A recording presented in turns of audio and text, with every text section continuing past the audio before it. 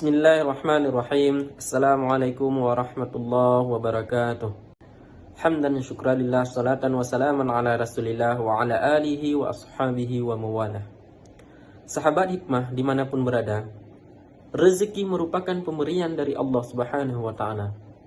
Semua makhluk yang ada di dunia ini pasti mendapatkan rezeki dari Allah subhanahu wa ta'ala. Apakah dia itu manusia, hewan, tumbuhan, jin, pasti mendapatkan rezeki dari Allah.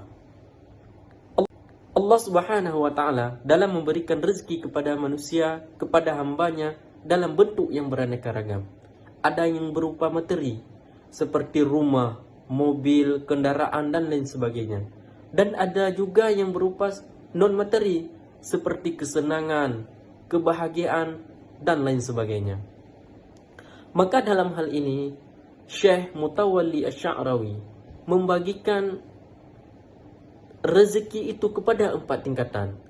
Yang pertama adalah al-malu huwa adna darajatur rezeki. Jadi yang pertama ini merupakan harta. Harta ini adalah tingkatan yang paling dasar dalam urutan rezeki. Mengapa demikian? Semua orang yang bekerja, yang berusaha, pasti Allah akan memberikan rezeki kepadanya. Baik dia itu beriman maupun yang ingkar sekaligus.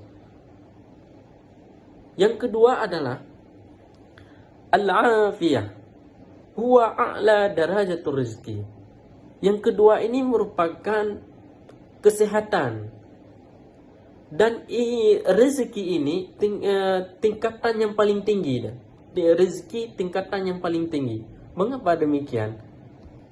Karena semua orang yang ada di dunia ini pasti menginginkan sehat, tidak mau sakit. Tapi coba kita lihat betapa banyak orang yang memiliki harta, orang kaya, rumah besar, mobilnya mewah, akan tetapi dia terbaring di rumah sakit. Dia duduk di atas kursi roda. Kenapa? Karena nikmat sehatnya dicabut oleh Allah Subhanahu wa taala. Maka oleh karena itu sahabat hikmah, kesehatan ini sangat-sangat penting dibandingkan dengan harta. Kemudian yang ketiga, salahul abna huwa afdalur rizki. Yang ketiga ini adalah anak-anak yang soleh. Dan ini rezeki yang paling utama menurut Syekh Mutawalli Asy-Sya'rawi. Mengapa demikian?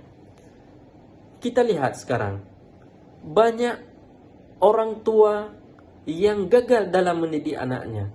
Ada orang tua yang memiliki ilmu pendidikan agama yang tinggi, tapi lihat anaknya tidak mengikuti jejak beliau. Mungkin kebanyakan dari orang tua ini lalai dalam hal mendidik anaknya. Dalam hal ini, Nabi Zakaria alaihi salam mengajarkan kepada kita untuk meminta kepada Allah agar diberikan anak ataupun keturunan yang saleh. Dalam firman Allah Subhanahu wa taala, "Hunalika da'a Zakaria rabbah, qala rabbi habli min ladunka dzurriyyatan thayyibah. Innaka sami'ud du'a." Begitu juga dengan Nabi Ibrahim alaihissalam ketika meminta keturunan yang baik, keturunan yang soleh. Dalam firman Allah Subhanahu wa taala, "Rabbi habli minas salihin." Ya Allah, berikanlah kepadaku anak-anak yang soleh. Itulah doa Nabi dari Ibrahim alaihissalam. Maka sahabat hikmah, anak merupakan investasi dunia dan akhirat. Bukan hanya di dunia, akan tetapi dia sangat berguna nanti di akhirat jika anak-anak ini adalah anak yang soleh, anak yang bermanfaat bagi kedua orang tua. Nanti ketika kedua orang tua sudah tiada, mereka bisa mendoakan kedua orang tuanya. Itulah fungsi orang tua yang harus bisa mendidik anaknya dengan yang baik. Kemudian tingkatan yang keempat, ini adalah ridha Rabbul Alamin. Apa itu? Ridha dari Allah Subhanahu wa taala. Dan ini merupakan kesempurnaan rezeki. Mengapa dikatakan kesempurnaan rezeki? Ketika seorang manusia sudah mendapatkan ridha dari Allah Subhanahu wa taala, selesai perkaranya. Kenapa demikian? Karena kita di dunia ini mencari ridha Allah.